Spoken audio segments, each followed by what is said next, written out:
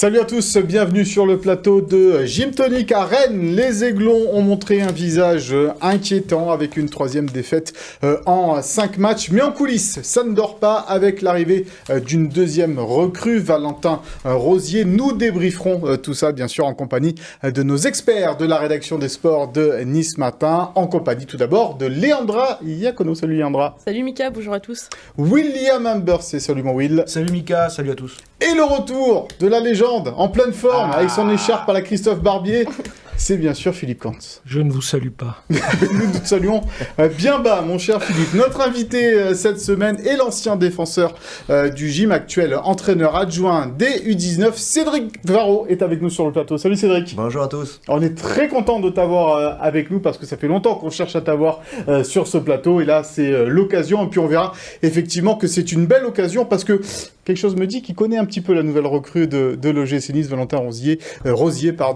puisqu'il a joué avec le joueur, l'ancien Dijonais. Au sommaire de cette émission, donc, je l'ai dit, on débriefera le match à Rennes, cette défaite, la troisième consécutive à l'extérieur, un focus sur le milieu de terrain de l'OGC Nice et le bilan n'est pas fameux. Les dernières news mercato avec le départ rapide de Salvatore Sirigu, l'avant-match de Coupe de France contre Bordeaux et le souviens-toi de Philippe consacré à l'arrivée en janvier 2005 du Brésilien Ederson. Voilà donc pour le sommaire de cette émission. On va démarrer par l'actualité chaude. C'était la conférence de presse de présentation donc de Valentin Rosier ce matin. Léandra, tu y étais. Sa maman aussi d'ailleurs, comme la semaine dernière avec Mohamed Ali Chaud, un garçon là aussi très posé, très calme et qui sait déjà ce qu'il veut. Oui, bien entouré, on l'a senti hyper à l'aise, souriant. Il a chambré un peu Youssouf avec qui il avait eu une petite altercation en Turquie. Donc non, je l'ai vraiment trouvé dans le ton. Et a priori, c'est ce qu'il va apporter sur le terrain aussi. Le directeur sportif Florent Ghisolfi l'a bien vendu. Donc on a hâte de voir un peu ce que ça va donner. Physiquement, pas encore prêt. Il va avoir un peu de travail parce qu'il n'a pas joué depuis longtemps, plus d'un mois et demi à Beşiktaş. Donc il va falloir le remettre un peu en condition. Mais sur ce que j'ai vu en conférence de presse, il m'a bien plu. Il boitait pas, non, quand il est... Non, il boitait pas encore. Il a eu juste quelques petits soucis du côté de la Turquie. Will, on disait la semaine dernière, on savait pas, une ou deux recrues dans ce mercato. C'est ce que Florent Ghisolfi ciblait. 2 recrues, une en défense et en attaque. C'est chose faite. C'est chose faite et plutôt bien faite même parce que on était content de l'arrivée de Mohamed Ali Chaud pour le profil et la qualité du joueur et son âge. Et là, Rosier aussi, c'est un profil quand même assez intéressant. On sait qu'en plus, l'OGC Nice le suivait déjà l'été dernier, qu'ils avaient failli le faire dans les derniers jours. Ça ne s'est pas fait. Et puis là, une belle opportunité, prêt avec option d'achat, un montant aux alentours de 4 millions d'euros, ce qui est pas énorme, pour un bon profil. Et puis, même s'il va pas jouer, ça va amener tout de suite, ça va amener une concurrence déjà dans l'esprit, un peu comme Melvin Bard sentait le souffle de Lucas Digne ou finalement de Romain Perrault arriver. Peut-être que Jordan Lotomba aussi, ça va lui mettre une petite piqûre de rappel pour en faire un peu plus, parce qu'en ce moment, Jordan Lotomba, c'est pas fameux. Un petit coup de peps pour Jordan Lotomba. Alors Cédric, tu as joué avec Valentin Rosier de 2016 à 2018 du côté de Dijon. Il était tout jeune, tu étais plutôt sur ta fin de carrière. Toi, qu'est-ce que tu peux nous dire de ce joueur ? Justement, pas surpris on parlait de son intégration, de sa première attitude. C'est quelqu'un de très jovial, qui a un bon état d'esprit, qui est vachement ouvert avec ses partenaires, même quand il était arrivé à Dijon, de souvenirs. C'était un jeune joueur, mais il s'était super bien intégré. Je pense que même tout le monde l'avait bien intégré parce qu'il a un bon état d'esprit. Donc ça, déjà, c'est une bonne chose. Et après, en termes de jeu, déjà, il était solide défensivement. Donc ça, c'est important aussi pour un latéral parce que ce qu'on demande en premier, déjà, c'est d'être solide défensivement. Et c'était une de ses qualités. Et c'était aussi un très bon contre-attaquant. C'est un joueur qui est à l'aise dans les petits espaces, qui percute, qui a du changement de rythme, donc qui correspond complètement au profil qu'on recherche maintenant pour un latéral. Donc vraiment une bonne recrue, ouais. Philippe, bravo à Florent Ghisolfi, une nouvelle fois, comme l'année dernière, 2 recrues. Alors l'année dernière, c'était un peu plus tardif, mais là, voilà, 2 recrues dès ce mercato d'hiver qui sont censées apporter quelque chose à l'équipe. Oui, on lui dira bravo quand on les verra sur le terrain. Mais oui, ça a l'air d'être 2 bonnes pioches. Donc, puis de boucler si vite. D'habitude, il faut toujours attendre la fin pour voir une signature de dernière minute. Bon, bah là, ça a l'air d'être du bon boulot. Du bon boulot. Allez, on va l'écouter justement, Valentin Rosier, sur bien sa venue à l'OGC Nice. Pourquoi il est ici? Qu'est-ce qui l'a convaincu? On écoute le nouveau latéral niçois. Alors moi, ce qui m'a convaincu déjà, c'est que ça date pas forcément d'aujourd'hui. C'est quelque chose qui a été fait déjà depuis plusieurs mois. J'ai envie de dire, c'est un tout. J'avais déjà parlé avec le Jasper Fortis qui est à ma gauche ici cet été. J'avais parlé avec le coach aussi. Et tout de suite, on a eu cette alchimie, j'ai envie de dire, entre nous. Moi, je connaissais Nice déjà d'avant. Je savais que c'était un club historique et je sais aussi les ambitions qu'ils ont et on va dire à l'intérieur comment ça se passait. Et donc pour moi, ça a été une évidence. J'en avais parlé avec mes agents et ma maman qui est derrière vous. Et tout simplement, ça a été une évidence pour moi.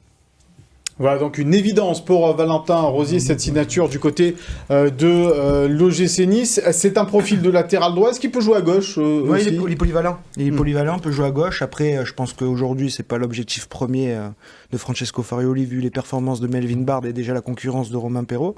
Mais il est capable de le faire. Ouais. C'était la volonté aussi du club d'avoir un latéral polyvalent, comme l'attaquant Mohamed Ali Chaud, polyvalent, qui peut jouer à 3 postes. Et ça confirme les informations que tu nous avais données il y a quelques semaines maintenant de cela, à propos de Youssef Attal, qui, a priori, voilà. Ouais, ça les renforce, ça les confirme. La concurrence avec Jordan Lotomba était affaiblie par cette absence de Youssef Attal. Aujourd'hui, le problème est réglé.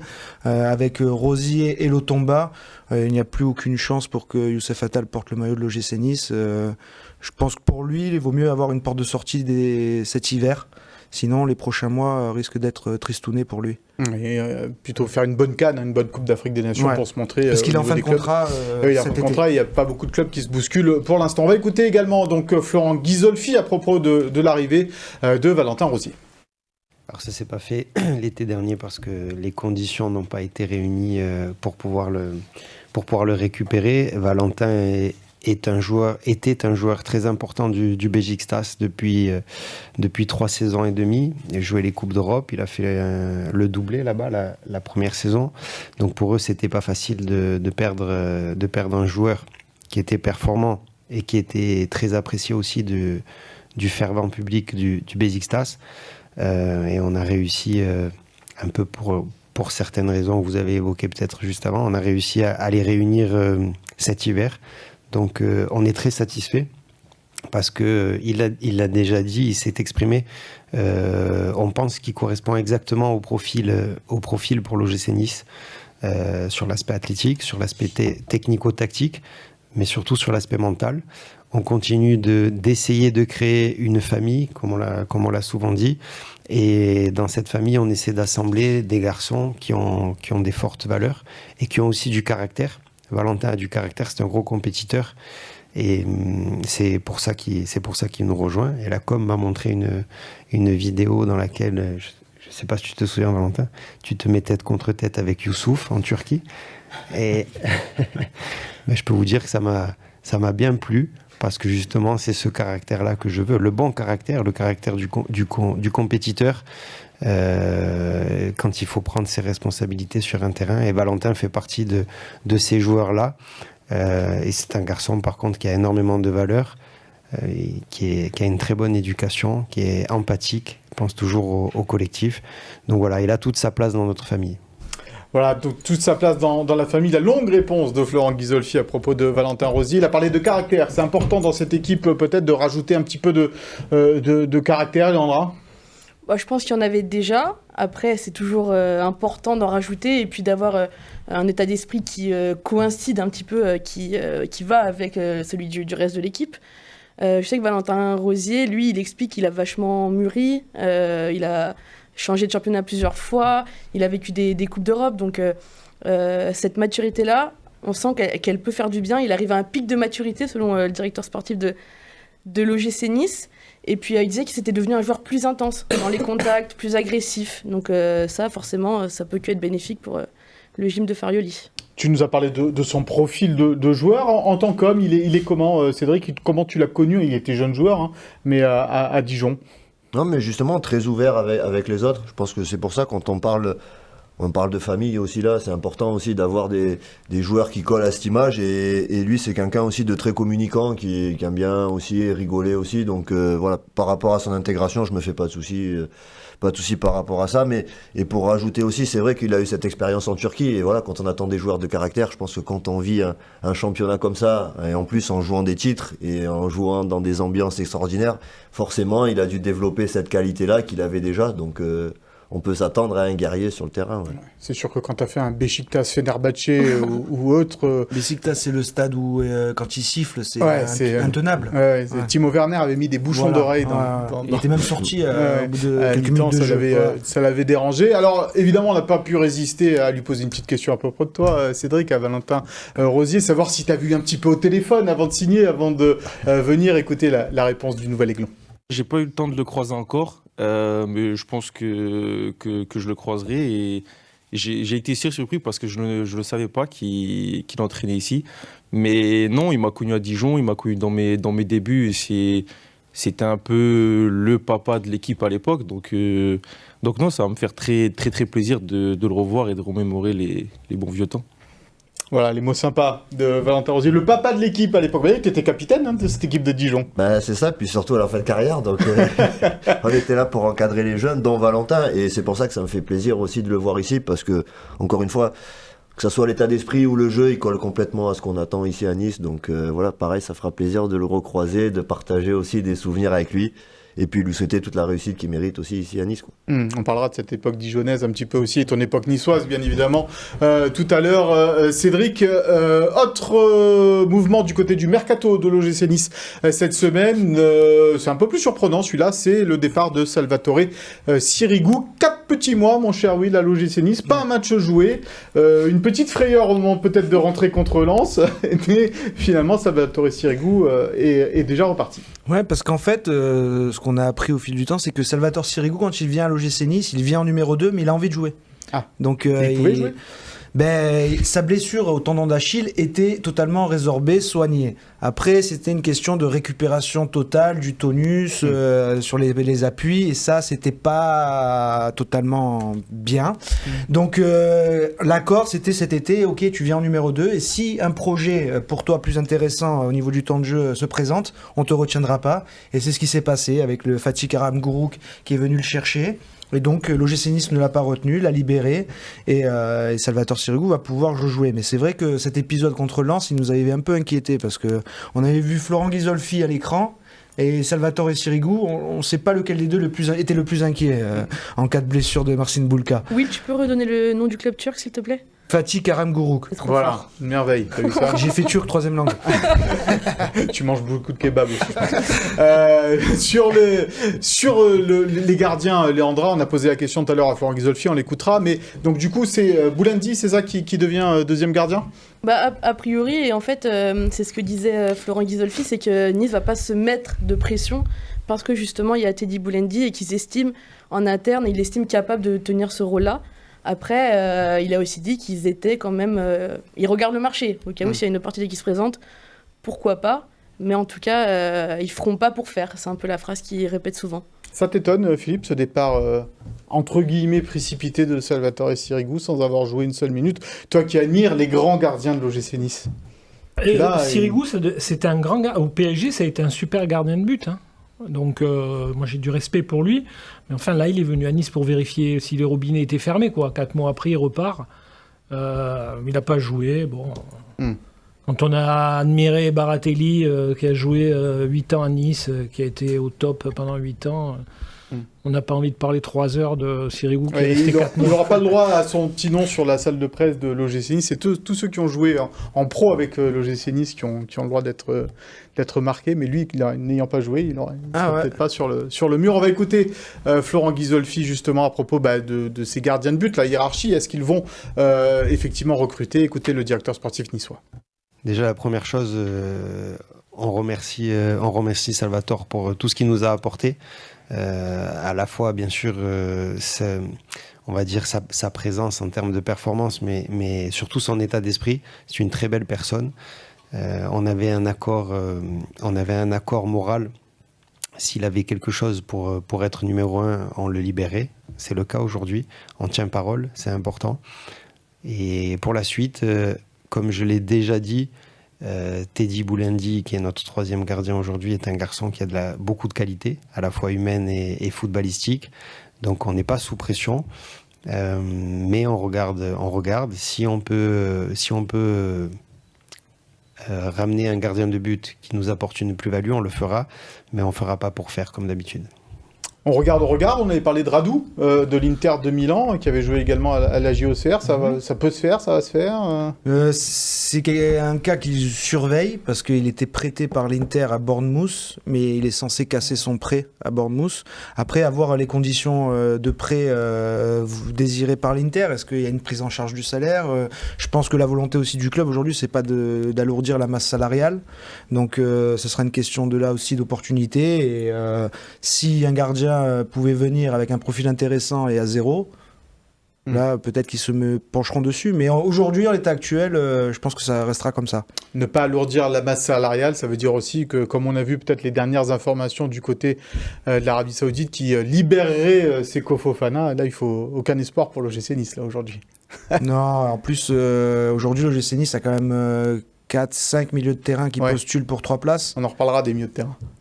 Oui, on va en reparler. Mais connaissant un petit peu le travail de Florent Ghisolfi jusque-là, c'est pas quelqu'un qui a envie d'entasser non plus les joueurs. Une question de cohésion dans le vestiaire, d'ambiance aussi, de pas réduire le temps de jeu de certains qui ont beaucoup joué jusqu'à présent. Donc Seko Fofana, franchement, je n'y crois pas du tout. Non, mais je dis juste parce qu'a priori, il devrait partir de son club d'Arabie Saoudite. Mais pas gratuit, hein.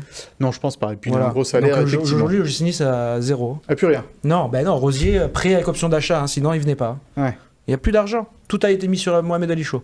10 millions. Bon, on pensait qu'avec Ineos... Hein, Philippe? Non? Tout est mis sur Mu. MU, Manchester United, effectivement. Quelques mots de mercato encore dans le sens des départs. Ça va peut-être bouger, mon cher Will, avec des jeunes joueurs ou ceux qui n'ont pas de temps de jeu. En prêt, peut-être Ayouba Braoui qui pourrait être prêté à Valenciennes, Robson Bambou qui pourrait être prêté à Troyes. Ça fait déjà une petite semaine que les clubs discutent.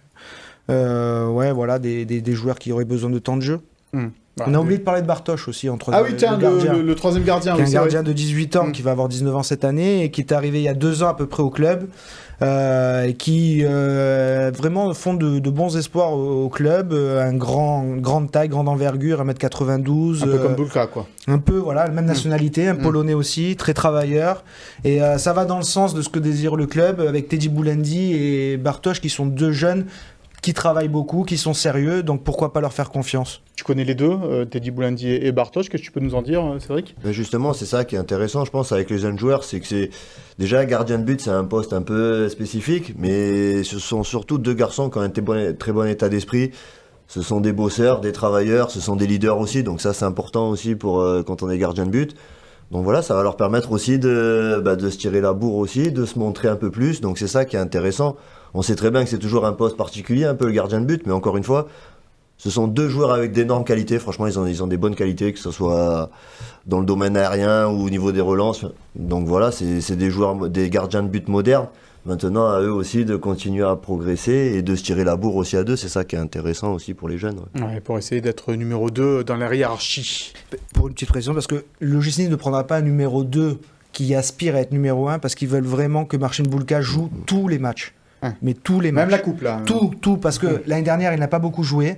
Et si vraiment le GC Nice veut miser sur Marcin Bulka pour les saisons encore à venir, il faut que cette année, il engrange un maximum de temps de jeu. Donc, il doit jouer tous les matchs. Voilà, la petite précision. On va terminer cette page mercato par l'indiscret de la semaine.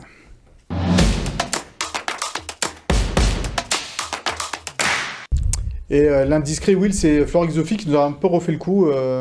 Des confidences un peu biaisées. C'est un poil différent quand même de Florian Thauvin qu'on a évoqué le cas la semaine dernière parce que Florian Thauvin n'était pas du tout une piste suivie. En revanche, Moïse Kean était une piste suivie, mais un plan B, plan C derrière Mohamed Ali Chaud qui était vraiment la target numéro 1. Donc il y avait un cas semblable l'été dernier. c'était Lucas Digne qui était le numéro 1 au poste d'arrière gauche, ça n'a pas pu se faire, c'est descendu sur Romain Perrault. Si Mohamed Ali Chaud, ça n'avait pas pu se faire, on aurait pu imaginer que l'OGC Nice se faisait prêter Moïse Kean. Mais en l'occurrence aujourd'hui, avec l'arrivée de Mohamed Ali Chaud, pas de Moïse Kean. Moïse Kean qui est un joueur un peu plus d'expérience quand même malgré tout, international italien, qu'on surnommait le nouveau Balotelli à un moment donné, Léandra. Ouais. Oui, après, moi, il me plaisait bien quand il était à Paris, parce que je trouve qu'il avait trouvé un environnement où il pouvait s'épanouir. À la Juve, il a un peu plus disparu, il n'a pas trop sa chance. Donc, Mohamed Ali Chaud, c'est peut-être la bonne pioche. C'est peut-être la solution, effectivement. Merci pour cet indiscret, mon cher Will. Donc, fin des rumeurs autour de Moïse Kean du côté de l'OGC Nice. On va refaire le match de Rennes, ce mauvais match des Niçois du côté du Roison Park. Ça a été très compliqué. On va voir les stats de cette rencontre entre Rennes et Nice. Défaite 2-0 des Aiglons, et on va voir que les Aiglons, ils ont quand même concédé pas mal de tirs dans cette rencontre. Si les stats arrivent à un moment donné, on l'espère, les voilà. Avec 15 tirs concédés par l'OGC Nice, c'est énorme cette saison. Et donc 5 tirs cadrés. Marcin Bulka a longtemps retardé l'échéance dans cette rencontre, mais ce que l'on voit surtout, c'est que niveau tir cadré, encore, c'est assez famélique du côté des Niçois, avec 2 tirs seulement dans cette rencontre. Pas de carton jaune non plus, c'est-à-dire pas de rébellion dans cette partie. Will, c'était vraiment un match très très très compliqué. Ouais, c'était vraiment compliqué parce que même dans l'entame, quand l'OGC Nice a tenu le ballon, ils n'étaient pas du tout dangereux, ça reculait beaucoup, ça passait souvent par Dante, Melvin Bard qui ont touché un nombre de ballons incalculable, mais ça n'avançait pas beaucoup. C'est le fameux jeu statique là que l'on reproche parfois à Florent Gard, à Francesco Farioli, mais qui là pour le coup n'a rien apporté. Non, parce qu'en plus il y avait Youssouf qui était vraiment en position de défenseur central ce coup-ci, donc il n'était pas en position de sentinelle pour faire le premier lanceur avec Dante, et en fait il y a personne qui s'est imposé à sa place. Rosario a eu du mal, Sanson était complètement absent, une fois n'est pas coutume, parce qu'il avait très bien fini l'année 2023. Là il était absent. Claude Maurice pareil, il a eu du mal à se montrer entre les lignes. Voilà, l'OGC Nice a eu beaucoup de mal à porter le ballon vers l'avant et à se montrer dangereux. Et même quand le ballon est arrivé dans les 30 derniers mètres, manquait la qualité de percussion d'un Jérémy Boga, et il s'est pas passé grand-chose. Philippe, devant, ça marque toujours pas. Ça, c'est un constat depuis le début de la saison. C'est très compliqué de se créer des occasions et de mettre des buts du côté de l'OGC Nice. Devant, c'était un non-match, quoi. Moi, on n'a rien vu, ils ont rien fait. On n'avait pas été habitué à ça, parce que même les 2 dernières défaites à l'extérieur, à Nantes et au Havre, il y a eu des choses quand même. Bon, un peu plus. Là, il n'y a rien eu. Et c'est vrai qu'au milieu, ils n'ont pas existé. Et devant, l'animation offensive, on la cherche toujours, quoi. Et bien justement, tu m'as fait une belle passe D, ce qui est contraire par exemple à nos milieux de terrain depuis le début de la saison, parce que vous allez voir qu'il n'y en a pas beaucoup. C'est le focus de la semaine.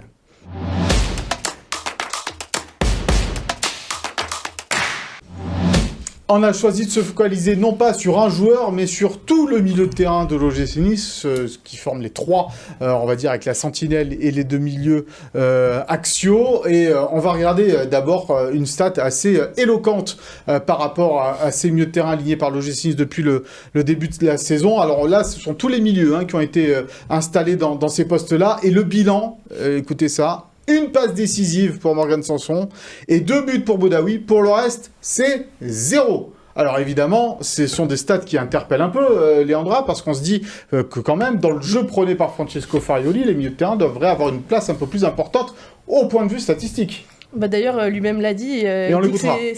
Mais ses anciennes équipes en Turquie se basaient sur des milieux qui marquaient, et là, il n'arrive pas à trouver un petit peu la solution. On se rend compte quand même avec l'absence de Khéphren Thuram que même si on le critiquait par rapport à son absence de stats, il était en fait finalement beaucoup plus important que ce qu'on aurait peut-être pu imaginer ou ce qu'on disait. Mais clairement, des milieux qui ne marquent pas, ça n'aide pas à avancer, ça c'est clair. Ça t'inspire quoi, ça, ces stats, mon cher Will ? Moi, j'en ai jamais douté que sans Thuram, ça allait être encore plus compliqué, parce que je le défends toujours bec et ongle, Thuram, parce que il a un profil... Ouais, mais 0 but, 0 passe D, Thuram aussi. Je peux finir ou pas ? Oui, non, mais bon. parce que c'est vrai qu'il a une absence de stats cette année, il est en déficit clairement, mais il a un profil inédit dans cet effectif, c'est cette capacité d'être box-to-box, de percuter balle au pied.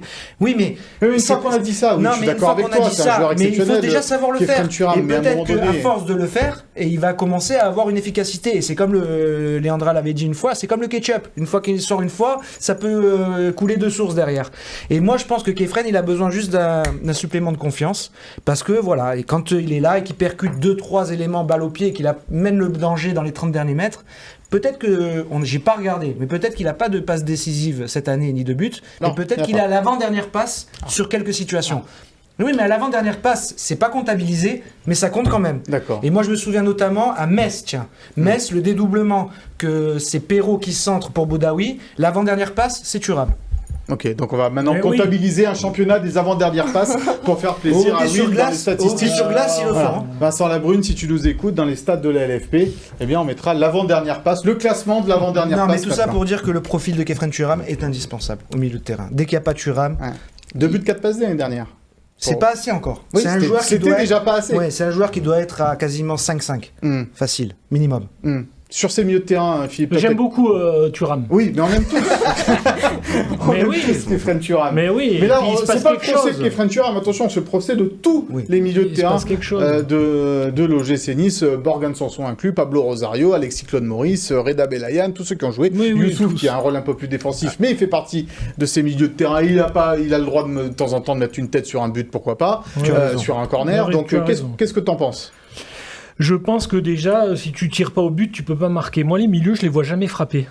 Donc, je sais pas. Je sais que je suis du monde d'avant, mais dans le monde d'avant, quand on voyait un milieu de terrain, Eriksson, Jouve, Huck, qu'on calcule les buts qu'ils ont marqués, quoi. Ou Eriksson, Jouve, Guillou, Jouve, Huck, ça marquait des buts. Là, il marque pas de but, il frappe pas. Donc, On va regarder les stats, tiens, regarde, des tirs des joueurs aussi, parce qu'il y a les tirs dans cette... Dans ces stats, 15 fois il a tiré quand même au but, Kefren Turam. mais je sais pas, 14 ils fois ont des pour pieds en Morgan mousse. Sanson. Ouais. Et on voit qu'au final, c'est Boudaoui qui s'en sort le C'est mieux. des passes qui sont avec comptabilisées 7 comme des tirs tirs. et 2 buts. Donc c'est un ratio plutôt pas mal pour lui. En plus, c'est 2 buts vraiment faciles, mais là où il a les qualités, c'est dans la C'est- projection. oui, il était là au bon Schergen moment, présent dans la surface sur les centres. Et c'est ce qui manque un peu aux autres. Et Sanson et Thuram ont un peu le même défaut, c'est dans le déficit d'efficacité quand ils sont en bonne position. Parce que Sanson, il les a eu aussi les occasions, Kefren aussi, et Morgan, là où à Rennes, il a vraiment été en déficit, c'est dans sa qualité sur coup de pied arrêté aussi. Sanson est un très oui. bon tireur de coup de pied arrêté. L'OGC Nice ne marque pas assez dans ce secteur de jeu, et à Rennes, il a été particulièrement défaillant. Mais au Je final, sais- pardon, dans l'animation offensive, est-ce que finalement le meilleur match qu'on n'a pas vu de Nice depuis un bout de temps, c'est le match contre Auxerre, avec un autre schéma, les 5 défenseurs et des latéraux qui avaient beaucoup d'épissons, qui avaient beaucoup d'espace pour s'exprimer. Enfin, moi j'ai l'impression en tout cas que En première mi-temps. en première mi-temps on avait vu Ouais. vraiment un Ouais. beau match. Donc est-ce que c'est une solution aussi de changer Changer le des choses système.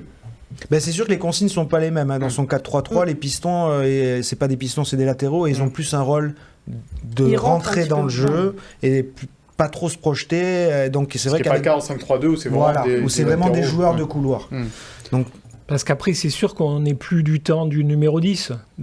Chaque équipe avait Eh, un numéro mais- 10. Mais là, il n'y a pas un mec qui prend le Il jeu. manque un créateur dans cette Qui équipe, prend quoi, le... clairement. Voilà, exactement. Mais Bah, à Claude Rennes, Maurice, ce qui était il a- flagrant, c'est quand on voit la qualité d'Enzo Lefebvre.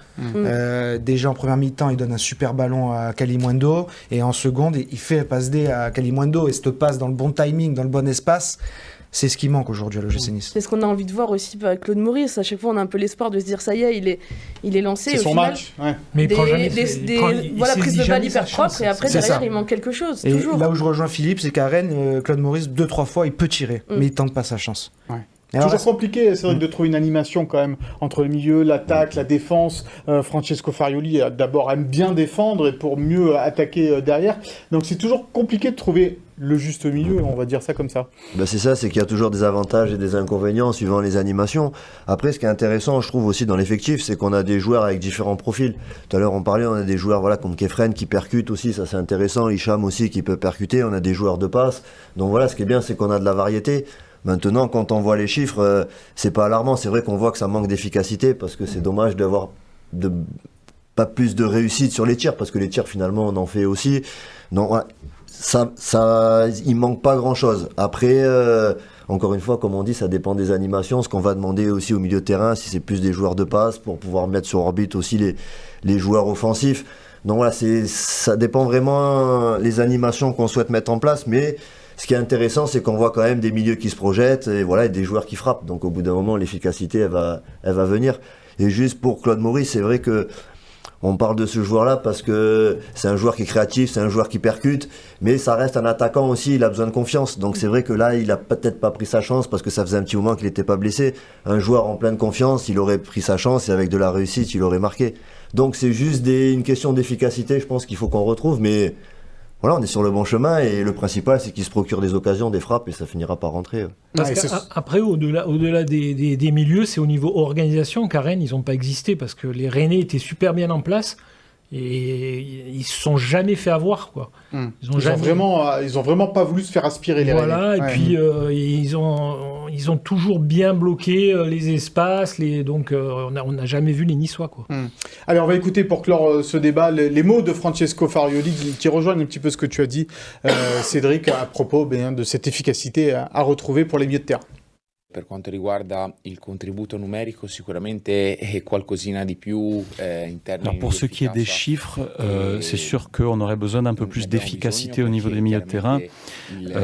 L'apport offensif de ces joueurs dans les derniers mètres peut être décisif. Dans mes expériences passées, dans mes anciens clubs, parmi les meilleurs buteurs, il y avait les milieux de terrain justement. Par rapport au jeu qu'on met en place, les ailiers sont très importants. Cette saison, on s'est approché du but, mais il a manqué de la lucidité dans la dernière passe, dans le dernier geste. Les garçons le savent, ils en sont conscients. On y travaille la semaine. J'en ai fait un objectif personnel de faire progresser l'efficacité de nos milieux dans la surface. Il faut qu'on continue d'insister sur ce travail-là. Si en 5 mois on n'a pas réussi à inverser cette tendance, c'est qu'il y a des choses qu'on doit faire différemment. Donc on doit continuer de travailler, mais pas non plus se rendre fou avec ça, car l'apport de nos milieux de terrain depuis le début de saison a été très important, avec et sans ballon. Et ces prochains mois, j'espère que ces joueurs-là pourront trouver des satisfactions sur le terrain et être décisifs dans notre sprint final. Et per lo sprint finale. Voilà, être décisif dans le sprint final pour les milieux de terrain de l'OGC Nice. 3 défaites en 5 matchs, mais surtout 3 défaites consécutives à l'extérieur. C'est l'heure du pour-contre.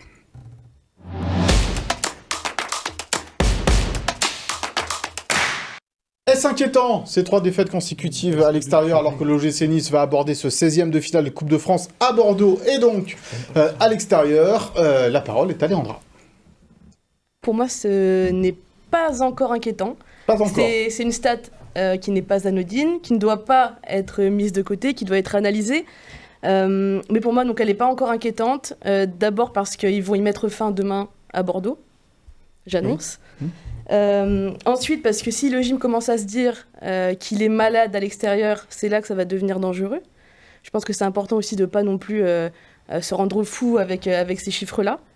Malgré ces 3 défaites de rang, l'OGC Nice reste encore la 5e meilleure équipe à l'extérieur, parce qu'elle est allée chercher des victoires à Paris, une belle victoire à Monaco, donc elle est encore capable de le faire à Lens, à Marseille ou à Brest en seconde partie de saison. Will. Moi, je veux dire que c'est quand même un petit peu inquiétant parce que c'est, outre la série de 3D revers de rang à l'extérieur, c'est aussi le contenu. Et autant à Nantes, alors ils étaient tombés sur un Lafond, sur un nuage. Au Havre, c'était aussi, les Normands avaient eu un maximum d'efficacité. C'était quasiment 2 sorties, 2 buts sur les premières actions. Et autant là, à Rennes, en revanche, Boulka a longtemps tenu la baraque. Et l'OGC Nice, par contre, a été quasiment jamais dangereux. Donc c'est plus que la série, c'est le contenu qui m'inquiète un petit peu, même s'il y a des circonstances atténuantes, notamment un cadre majeur d'absents par ligne, c'est pas non plus négligeable. Mais après, ce qui va peut-être me rassurer, c'est que je rejoins Léandra. Aller à Bordeaux demain en Coupe de France, un adversaire qui fait pas une grande saison, c'est peut-être le moment de rompre la série. Et si c'est pas le cas, Adjou Barak. Il avait prévu sa conclusion. Si l'OGC Nice va être 2e, Cédric, il faudra être performant à l'extérieur s'ils veulent garder cette 2e place obligatoirement. C'est sûr qu'il faudra faire des résultats, mais on a montré qu'on était capable de le faire et contre des belles équipes. personnellement, où je suis pas inquiet, c'est qu'on a toujours vu l'équipe de Nice réagir à chaque fois qu'il y a eu une défaite. Derrière, il y a eu une réaction, donc ça c'est important. Ça montre qu'on a des joueurs concernés qui sont motivés et qui restent des compétiteurs. Donc ça, c'est pour ça que c'est pas forcément inquiétant. Après, c'est sûr que si on a l'ambition d'aller tutoyer les premières places, il faudra faire des résultats à l'extérieur. Mais encore une fois, on a montré qu'on était capable de le faire. Donc voilà, pas inquiet. Mais encore une fois, c'est bien qu'il y ait ce match aussi là demain pour pouvoir tout de suite inverser la tendance et repartir sur des bonnes bases. La synthèse de tout ça, Philippe, inquiet, pas inquiet? La synthèse est simple, c'est-à-dire que tu vas pas aux urgences quand tu as un rhume. Donc, là, t'as un petit rhume pour l'instant. Bah oui, voilà. Donc on va pas tirer on va pas appeler les urgences, les pompiers, l'ambulance. Voilà, mais donc non, t'es deuxième. Bon, faut pas en faire Ouais. Mais où je rejoins Will quand même, c'est sur le contenu et sur le fait que on voit pas le secteur offensif s'améliorer. Donc si les équipes d'en face te connaissent et si tu défends un petit peu moins bien et que tu t'améliores pas ces secteurs, et voilà, tu vas un petit peu redescendre. Mais à mon avis, t'as surperformé. Hein. Oui, t'as surperformé peut-être en première partie de saison. Ce qui est peut-être le plus inquiétant, et ça on aurait pu le mettre en débat aussi, c'est qu'à chaque fois donc, Nice a été mené, c'était à l'extérieur, et à chaque fois Nice n'a jamais pu revenir, même pas égaliser. On le savait que l'OGC Nice avait très peu de marge, parce que déjà sur le début de saison, hormis on va dire peut-être ces 2 victoires de prestige à Paris et à Monaco, quand tu gagnes à Clermont c'est 1-0, quand tu es à Lorient tu fais 1 partout, malgré un nombre d'occasions beaucoup plus conséquent que l'adversaire. C'est qu'en fait cette efficacité offensive défaillante, elle te donne pas la marge pour pouvoir vraiment respirer, et du coup tu te retrouves à Nantes à perdre avec un gardien miraculeux, au Havre une équipe en pleine confiance. Voilà, c'est l'OGC Nice n'a pas la possibilité de passer un petit peu à côté de son match pour pouvoir revenir, et donc quand il encaisse un but c'est encore plus compliqué d'éviter la défaite. Allez, on verra ce que feront les Niçois à Bordeaux. On parlera de ce match de Coupe de France tout à l'heure. Mais avant cela, on va s'intéresser un petit peu plus à toi, Cédric, et à ta carrière. C'est le tac au tac.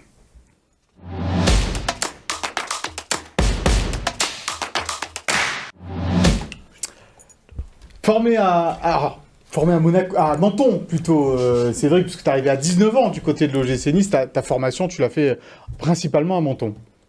C'est ça, je suis arrivé à 18 ans, donc au départ j'avais commencé à jouer dans un petit club de Marseille, parce que j'ai habité Marseille aussi quelques années. Après, de Blois, t'es né à Blois. Voilà, c'est ça. J'ai pas mal bougé aussi, parce Tout le monde pense que t'es niçois, que t'es né à Nice, mais non, t'es né à Blois.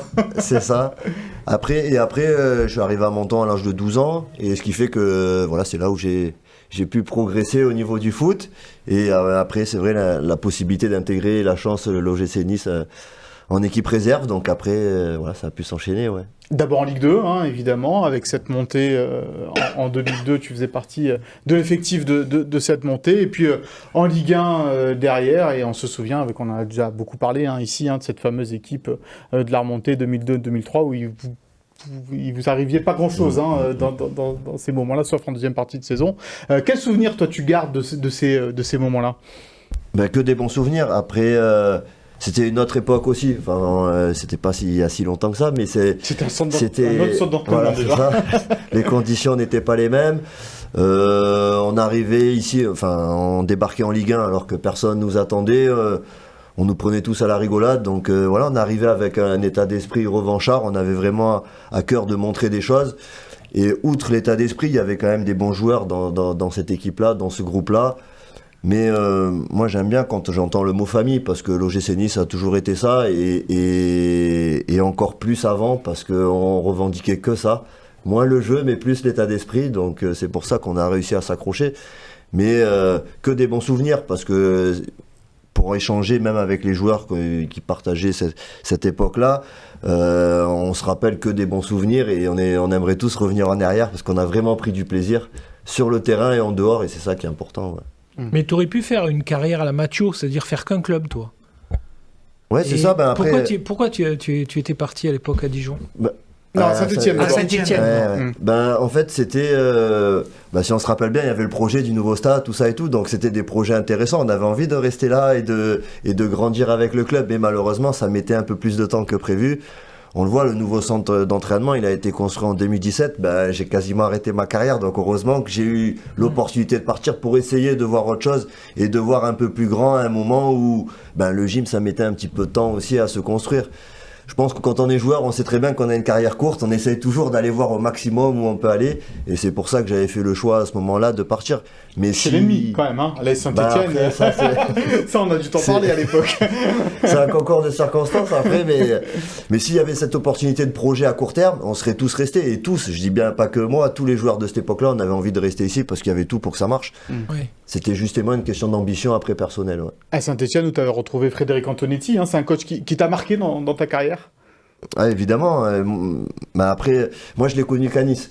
Mais je sais qu'il a eu du mal à accepter que je parte à Saint-Etienne. Parce c'est vrai, il est venu plus tard à Saint-Etienne. C'est ça, ouais. Donc du coup, ça reste encore une fois un entraîneur avec du caractère. On avait besoin de ça aussi à Nice. On a fait aussi des belles saisons avec lui en tant que coach. Donc que des bons souvenirs. Et après, le choix de Saint-Etienne s'est fait parce que après... chacun a ses ambitions, chacun aime aussi des environnements différents, des contextes différents. Moi, j'avais connu Nice, j'avais essayé aussi de retrouver un club où il y avait aussi cette atmosphère-là avec les supporters, cette pression. Enfin voilà, ça a été un choix après qui s'est fait comme ça. Mais... Le caractère, on en parle beaucoup dans cette équipe de l'OGC Nice. Il y avait aussi un point, c'était le Stade du Rail qui est très particulier, avec cette proximité du public. Et de ce que racontent souvent ces joueurs de l'époque-là, dans le couloir, je pense que l'adversaire, il sentait déjà que ça allait pas être facile comme match, parce que même vous jouiez un peu dans l'intimidation dans les couloirs. Ouais, après, on n'a jamais dépassé les règles, pas comme il y avait encore une époque avant. Non, nous, ça restait toujours correct. Mais c'est vrai que tout cet environnement, le Stade du Rail, moi j'aime bien le comparer aussi à une petite Bombonera, parce que franchement l'ambiance a été extraordinaire.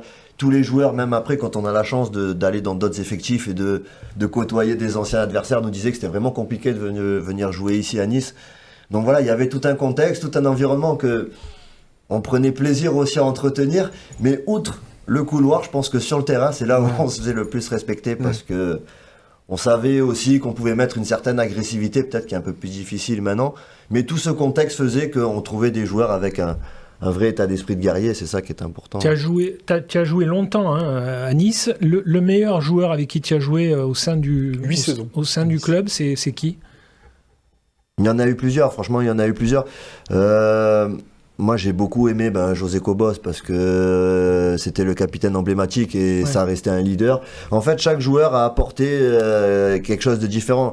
J'ai adoré jouer avec Lilian Lasland, et parce que quand on est jeune joueur, c'était un des premiers internationaux français qui revenait à cette époque-là à Nice. Donc, et je te coupe, et d'ailleurs, un super interview de Léandra avec Lilian Lasland dans Nice Matin ce vendredi, que je vous conseille à tous avant le match à Bordeaux. Il a laissé un super souvenir. C'est lui qui a tout fait. Super client. Mais voilà, c'était des joueurs déjà avec un super état d'esprit, et des joueurs qui avaient connu une grande carrière, qui étaient arrivés à Nice sur la fin de carrière, mais qui ont vraiment joué un rôle essentiel dans l'évolution même du club, l'intégration des jeunes. J'ai eu la chance aussi de jouer avec Cyril Roll. Voilà, tout le monde connaît aussi son tempérament. C'est un modèle pour toi, Cyril? Exactement, déjà en termes de personnalité, parce que c'est quelqu'un de très introverti, mais une fois qu'il met le pied sur le terrain, c'est un vrai guerrier, un joueur sur qui on peut compter, et qui a une vraie patte gauche, parce que outre l'engagement, c'est que c'est vraiment un très bon joueur de foot. Mais j'en oublie plein, parce que voilà, on parlait d'Ederson, que j'ai eu aussi la chance de voir arriver, que des super joueurs, Flo Balmont, Marama Vairua, enfin voilà, il y en a, je peux pas tous les citer parce qu'il y a eu énormément de bons joueurs. On se souvient un peu moins de ton passage en Grèce, à Panionios. Raconte-nous un peu comment tu as atterri là-bas. Pareil. J'avais fait 7 ans à Nice, j'avais fait 3 ans à Saint-Etienne, ça faisait 10 ans que j'étais dans le championnat français, j'avais envie de tenter une expérience à l'étranger. Tu te dis, tiens, la Grèce, il fait beau. Après, mais question d'opportunité. L'année où je pars en Grèce, c'était un peu l'exode où il y avait pas mal de Français qui partaient là-bas, parce qu'il y avait eu l'expérience de Djibril Cissé qui avait flambé là-bas. Donc il y avait au moins 10 joueurs ou 15 joueurs du championnat de France qui étaient partis en Grèce, on s'était tous retrouvés un peu dans des clubs différents. Mais malheureusement, début de la crise économique, voilà, quelques petits problèmes après de salaire. Voilà. Donc finalement, au bout de 8 mois... 12 matchs seulement. Les salaires tombaient pas, quoi. Voilà, c'était des... Après, par contre, le cadre de vie devait être sympathique. Ouais, c'était à Athènes. J'ai la chance aussi d'être dans un club à Athènes, donc c'était bien. Et puis encore une fois, ce qui était intéressant, c'est que c'était un championnat où on voyait des joueurs français dans chaque équipe. Donc c'était bien, ça nous permettait aussi d'échanger avec eux. Mais franchement, en toute transparence, dès le mois de décembre, tout le monde commençait à sentir que le vent commençait à tourner. Ça va être compliqué. Et là, tu te retrouves, alors le grand écart entre Athènes, Dijon. C'est aussi chaud. Ah oui, Leandra, elle peut en parler puisqu'elle est originaire de là-bas. Leandra, tu rêvais de Cédric Barraud. Moi, j'étais trop fan, quoi. Vraiment, c'était le capitaine qui encadrait une équipe de jeunes talentueux qui n'avaient rien à perdre. Et franchement, moi, je me suis régalée, quoi. Tes meilleures années, alors, on va dire, sur le plan sportif, c'est à Dijon. Ouais, sur le plan sportif... Franchement, toutes les expériences... Parce que tu es resté longtemps là-bas, quand même. J'ai fait 8 saisons. Ah ouais. Donc, mais après, à Nice, ça m'a permis aussi de monter en Ligue 1, donc de vivre des montées. Enfin, c'est pas toujours le cas dans une carrière. De jouer une finale de Coupe de la Ligue aussi, d'aller au Stade de France, donc j'ai connu aussi des émotions énormes. Quand je suis à Saint-Etienne, j'ai la chance aussi de jouer la Coupe d'Europe, où on se qualifie pour l'Europa League, et de permettre de pouvoir jouer aussi en Europa League. C'est aussi quelque chose, une certaine fierté, et c'est bien. Et après, Dijon, on arrive en fin de carrière, on cherche un environnement où on se sent bien, un club qui était un peu comme Nice à l'époque, qui cherchait à se construire, qui cherchait à évoluer, et de participer à des projets, on se prend au jeu. On avait, encore une fois, des bons joueurs aussi, parce que c'est bien d'avoir un bon état d'esprit, mais il faut des bons joueurs. Et voilà, c'est pour ça qu'à la fin, les dernières années à Dijon, ça a été très bien pour finir aussi. Mais je savais que je reviendrais un jour à Nice, et là, j'ai la chance d'y revenir aussi maintenant dans un autre rôle. Mais c'est pour ça fait plaisir c'est un peu la boucle qui se referme. Donc c'est top. Alors d'abord adjoint de la réserve à l'OGC Nice entre 2019 et 2021, et puis maintenant adjoint des U19. Tu t'éclates avec les jeunes? Ouais, c'est ça. C'est pour ça, c'était un petit peu le rôle que j'avais à Dijon en tant que joueur capitaine, d'essayer d'encadrer un peu les jeunes, de transmettre.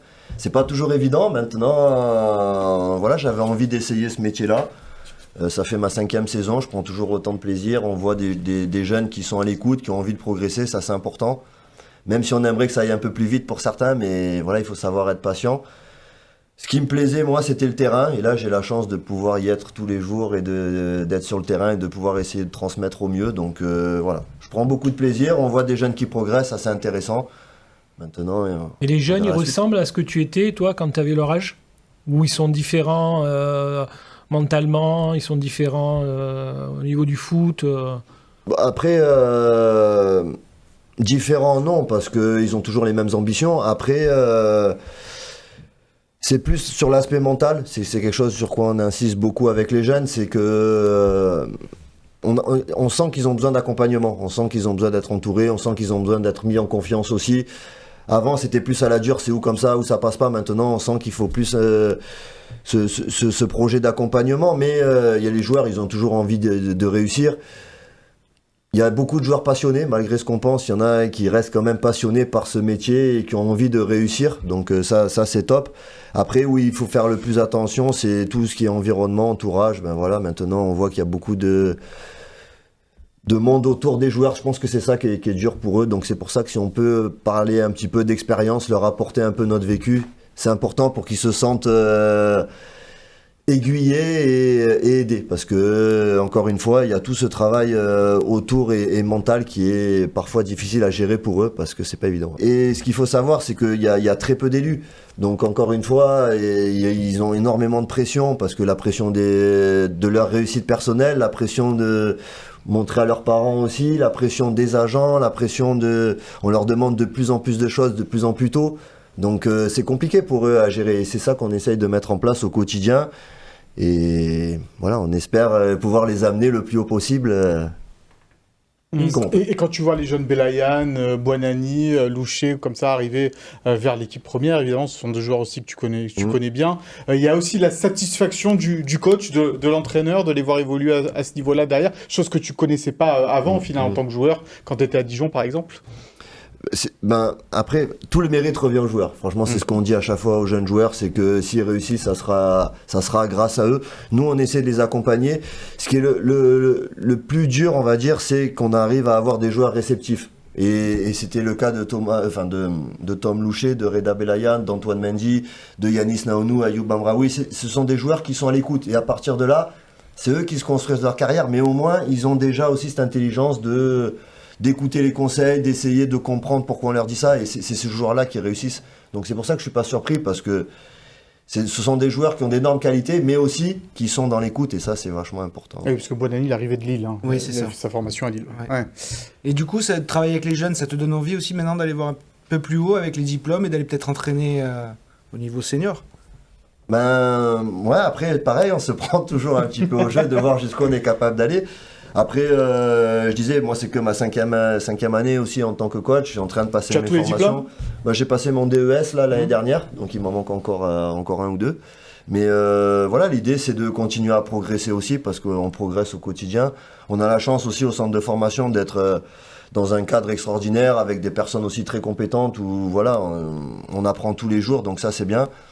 Après, on verra la suite, c'est plus une question d'opportunité aussi. Ouais. Tu vois le parcours de Didier, par exemple, Digard, qui a d'abord été adjoint, puis coach équipe première. Voilà, c'est quelque chose d'inspirant aussi, peut-être, à un moment donné. Bien sûr, et puis après, encore une fois, on se prend au jeu. Ce qu'il faut savoir, c'est qu'entre la formation et les seniors, c'est deux métiers complètement différents. Ouais. Formateur, on est là pour faire progresser les joueurs, il y a moins ces obligations de résultats, on est vraiment dans le développement du joueur. Si on fait le choix de passer chez les seniors, là, par contre, c'est que des objectifs de résultats, où on sait qu'on doit être performant. Donc, c'est complètement différent. Pour l'instant, je m'occupe plus de la formation parce que ça me plaît. Après, on verra avec le temps où on va. Bon. Merci Cédric, c'était super intéressant. On va passer à l'avant-match de Bordeaux. Bordeaux-Nice, 16e de finale donc de Coupe de France. C'est Leandra ou Will qui va à Bordeaux ? C'est Leandra qui va à Bordeaux. Alors je vais te laisser la parole sur ce match-là. Les Aiglons doivent un petit peu entre guillemets, se racheter, comme on le disait tout à l'heure, par ces défaites à l'extérieur. Oui, se racheter, mettre fin à la série négative, ça a été un peu le maître mot de Francesco Varioli ce matin. Donc, ils vont tomber sur une équipe de Bordeaux qui performe pas vraiment en championnat, 15e, alors que l'année dernière, ils se battaient un peu jusqu'à la dernière journée pour remonter en Ligue 1. David Guillon qui est parti, un nouveau coach, Albert Riera. Sur le papier, et Nice à la place, quoi, vraiment. Nice à la place sur le papier. On va écouter les mots de Francesco Farioli, justement, à propos de cette équipe bordelaise.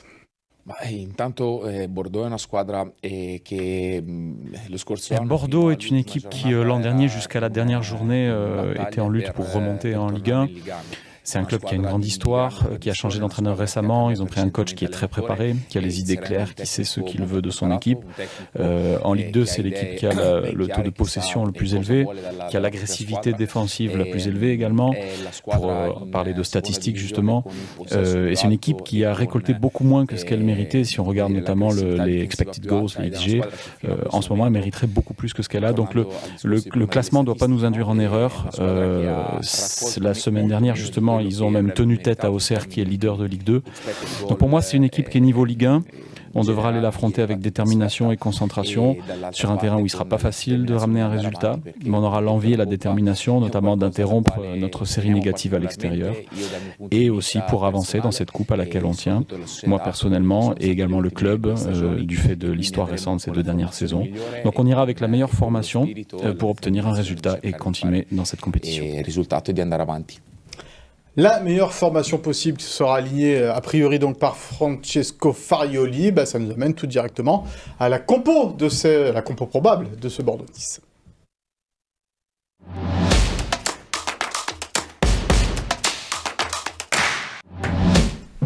Et la compo, c'est toi Will qui va t'en charger cette semaine. On l'a travaillé avec Leandra, mais elle maîtrise mieux le micro. Ouais, le jeter de micro. Philippe Risoliba, ça fait pas gagner pour autant. Moi, je peux plus te parler parce que j'ai mes micros qui sont là, j'ai pas de... D'accord. Ok. D'accord. On va commencer donc avec la ligne défensive. Et donc, Marcin Bulka, donc, qui va encore une fois évoluer dans les buts. Jordan Lotomba, Retour de Jean-Claire Todibo après 3 matchs de suspension, ça aussi ça serait important à surveiller, un peu cette reprise de rythme. Dante, après un match difficile à Rennes, va retrouver son acolyte préféré. Et Melvin Bard à gauche, ça c'est du classique. Au milieu de terrain, on va noter surtout le retour de Khéphren Thuram, qui va pouvoir profiter de ce match de coupe pour se remettre en jambes, avec Youssouf qui devrait récupérer son poste de sentinelle et Morgan Sanson. Donc le milieu est classique de ce début de saison. Et devant, Gaëtan Laborde devrait encore être aligné à droite avec Evan Guessant en pointe, que je maintiens à faire plutôt une bonne prestation à Rennes, malgré nombreuses personnes sceptiques, et notamment sur ce plateau. Mais Mohamed Ali Chaud pourrait faire sa première à gauche. Alors même si lui préfère jouer à droite, mais qu'il est capable d'évoluer aux 3 postes, on l'avait dit, Francesco Farioli aime bien mettre un gaucher à gauche pour pouvoir déborder, centrer. Et c'est vrai que c'est un secteur aussi qui manque à l'OGC Nice, c'est des centres devant le but.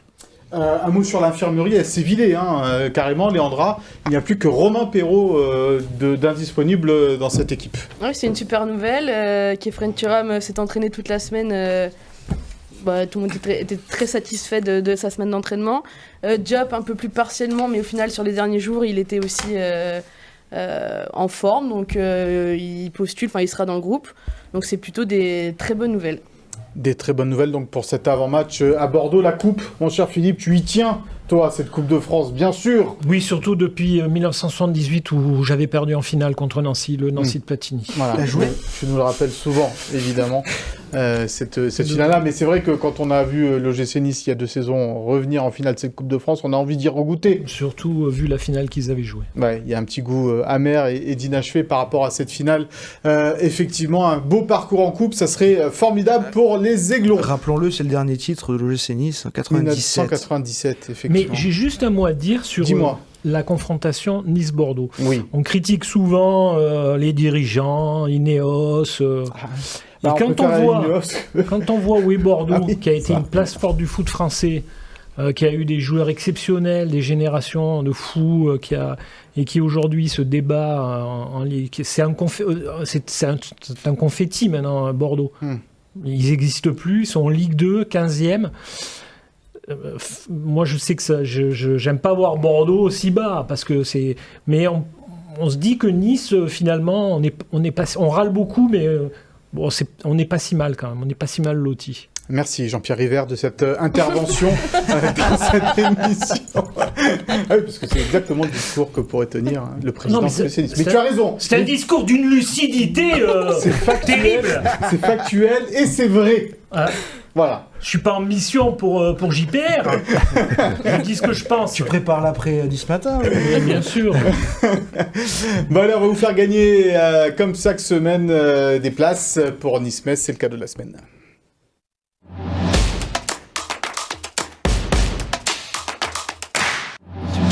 Nice-Metz, samedi prochain, du côté de l'Alliance Riviera, à 17h. Il faut pronostiquer le score entre Bordeaux et Nice et donner le nom des buteurs, s'il y en a, évidemment, avec le petit hashtag Gymtonic. Voilà donc pour gagner ces places de Nice-Metz la semaine prochaine, puisqu'on a dit de toute façon, si l'OGC a des difficultés à l'extérieur, il a besoin aussi de son public à domicile. Et on espère qu'il y aura du monde pour cette rencontre qui se jouera samedi après-midi. Il n'y a pas beaucoup d'excuses a priori pour ne pas venir au stade à cette heure-là.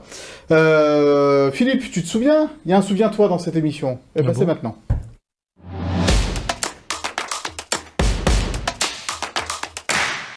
Un grand joueur qui a marqué un peu son passage à l'OGC Nice, qui est arrivé en janvier 2005, le Brésilien Ederson. Exactement, donc je vais vous raconter cette petite histoire que j'avais vécue de l'intérieur, puisque Honorato Campos Ederson est arrivé à Nice le 16 janvier 2005. Le 15 au soir, Maurice Cohen, alors président, me téléphone et il me dit « Philippe, demain matin, viens au club, tu verras, il y a un joueur qui va venir, un Brésilien, et qu'on va faire signer ». Donc, je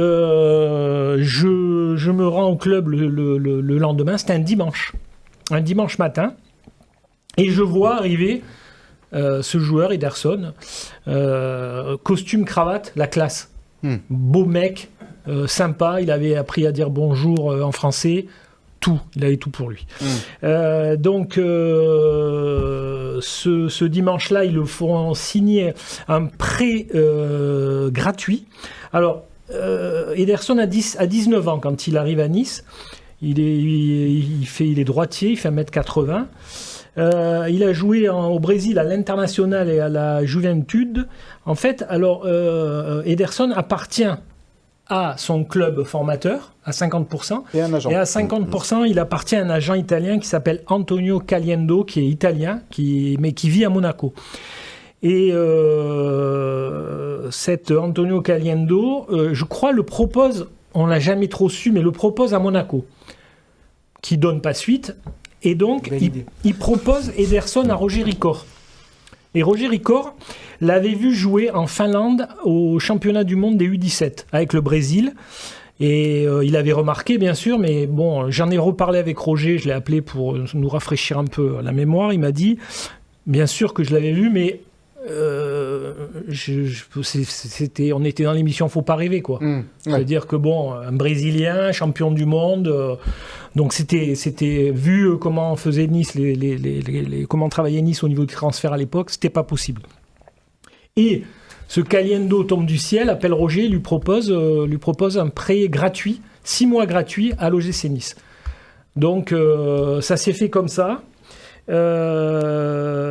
Pour tout dire, j'avais vu les contrats à l'époque. Et alors je me rappelle plus, j'en ai parlé aussi également avec Roger, je me rappelle plus s'il gagnait entre 12 et 18 000 euros par mois. Notre époque. Qui est peanuts aujourd'hui dans le football. Le joueur, bon, Cédric est là, donc il sait combien il gagnait, lui. Le meilleur joueur à l'époque, le joueur le mieux payé à l'époque d'OGC Nice, c'était Baki Koné. Il était à 35 000. Ah ouais. Ouais. Donc, notre époque. Ils font pour aller au bout du contrat, je vous explique. Donc prêt gratuit 6 mois, prêt payant la saison suivante, et après il l'achète. Et il l'achète à 100%. Il l'achète, non. Il vaut 3,4 millions. Ils peuvent pas les mettre. Donc ils achètent la moitié du joueur. L'agent garde l'autre moitié. Exactement. Il achète 1,7 million. Ça c'est interdit aujourd'hui. Hein. Interdit. Il achète 1,7 million, ils le revendront 14. À Lyon.